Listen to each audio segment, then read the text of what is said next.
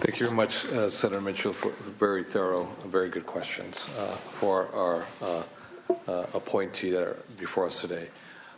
Mr. Rogers, let me just make a brief comment, and I just have one simple, very straightforward question. 45 years. You have 45 years of experience. You have 45 years of deep knowledge and understanding. And it's very clear that you have lots of heart. And no one questions your heart. This is a very difficult position. And the issue of having a child who is developmentally disabled is very difficult. I used to work at Devereaux, developmental services in Isla Vista. So I used to work there as a student at UCSB, so I know firsthand how difficult it is, not just being a line staff person, but also in a supervisorial position at the time. It's very, very difficult. It can be very, very painful at the same time. And to have Senator Jim Bell's seal of approval, as Senator Mitchell mentioned a few moments ago, goes a long way with many of us, because we know he has a heart of a lion. You've been executive director or acting executive director for DC's, Developmental Service Centers. And what has been brought up on various occasions is the issue of abuse from staff to client, the issue of neglect, and the issue of sexual assaults on the clients, whether it's client to client, whether it is staff to client, the issue of very questionable deaths also at the various centers up and down the state of California. So what I think this committee is looking for, and I think we collectively thank Senator Mitchell for her very direct, very candid questions. I think what this committee is looking for is new leadership. This committee is looking for a change agent. This committee is looking for not someone who will perpetuate the status quo, but someone who's willing, ready, and able to change the paradigm and provide that bold leadership. Now, I want to go back to what I said a few moments ago, because 45 of rich experience. You've been there, like no one else. Through the trials and tribulations, through the ups and downs. I remember working at Devereaux. I remember being on several occasions being chased down the hallway, you know. And you know, it was an experience, to say the least. I remember those times. So I know you've been there and you've seen it all. And it's a very challenging environment. And we also know, obviously, that these are among the most vulnerable, members of our population in California.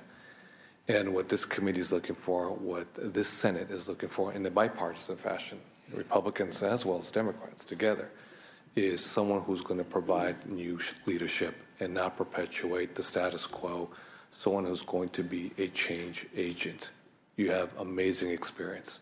You have deep understanding. You have been executive director and acting executive director of 4 developmental centers. You were there with a very, very impassioned and emotional speech from someone who has a lot of cachet in the Senate, in Senator Jim Bell, with the Agnews closing down and what you did personally, especially as he made reference to the twins. So my question is a very simple question. It's a very simple question. But I think it's a very direct question. I want you to really think about this one too. Are you ready to provide new leadership as the director? Simple, straightforward question. I ask you that, and we want to hear your answer. And I think that in the subcommittee, Budget 3 of the Budget Committee,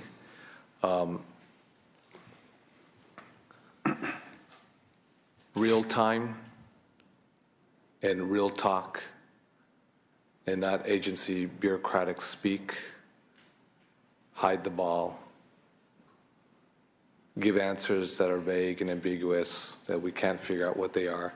And it does create an environment where members of the legislature act legislatively. Sometimes they don't have to act legislatively. There's no need.